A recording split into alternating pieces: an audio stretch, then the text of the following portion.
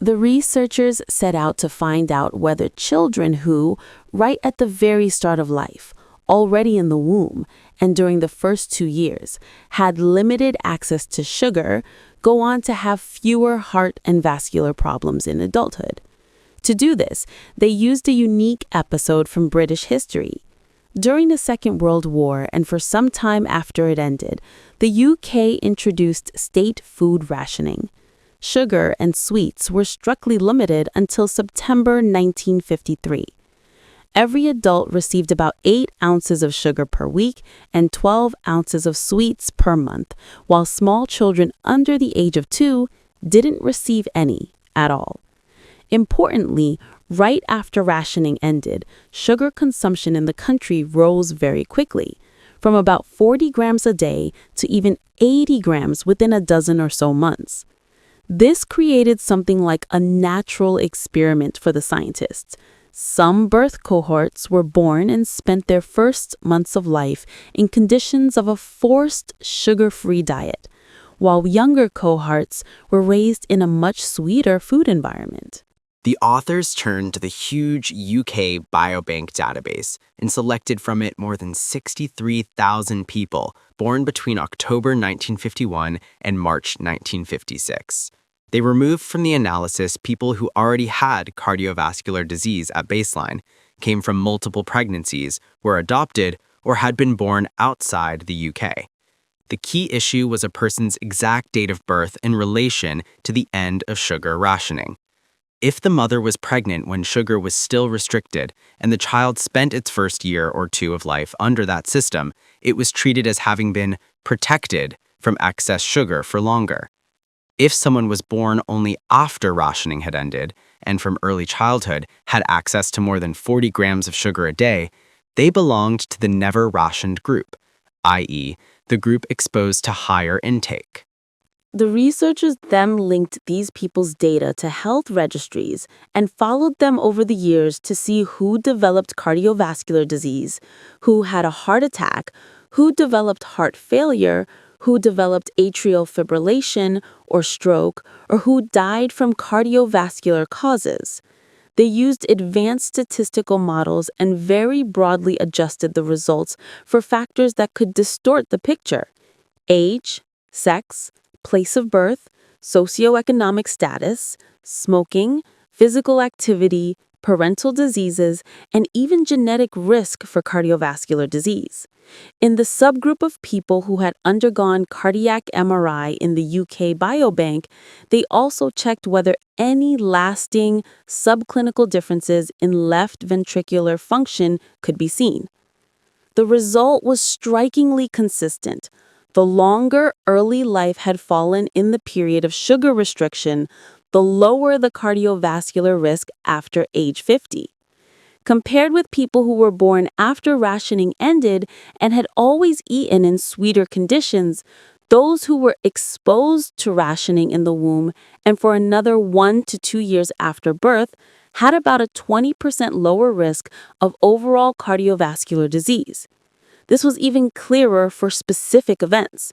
The risk of heart attack was lower by about 1/4, the risk of heart failure by about 26%, the risk of atrial fibrillation by about 24%, the risk of stroke by as much as about 31%, and the risk of death from cardiovascular causes by about 27%.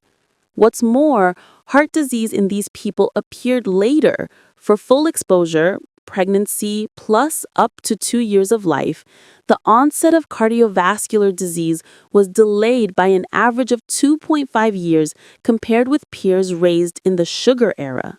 The authors wanted to understand through which pathways this protection operates. It is known that sugar promotes type 2 diabetes and hypertension, and those 2 diseases are the main routes to heart attacks, strokes, and heart failure. In the mediation analysis, they found that later development of diabetes and hypertension explained about 31% of the whole observed effect. So it's an important part, but not the whole story. Interestingly, birth weight, so often mentioned in the fetal origins concept, explained only 2.2% of the association here. This suggests that it is not just a matter of whether a baby is born bigger or smaller, but above all the quality of nutrition and the exposure to sugar across the entire 1,000-day window, from conception to age 2.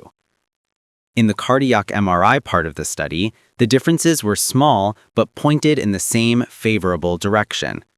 People with longer exposure to sugar rationing had a slightly higher left ventricular stroke volume index and a slightly higher ejection fraction, which means the heart pumped a bit more efficiently. They also had a lower risk that the ejection fraction would fall below 50%. These are subtle differences, but consistent with the main conclusion. Early sugar restriction not only reduced the number of major cardiovascular events, but also left behind a slightly better functional reserve of the heart muscle. How is this biologically possible? The authors remind us that the first 1,000 days are the period of greatest plasticity of the metabolic and cardiovascular systems. If during that time the environment is frugal, there is no surplus of simple sugars, no maternal hyperglycemic swings, the developing organism programs itself for more economical energy management, for lower susceptibility to insulin resistance, for slower development of hypertension and vascular inflammation. Animal models show that excess sugars in pregnancy can lead to endothelial damage, vascular remodeling, changes in cardiac gene expression, and rhythm disturbances in the offspring.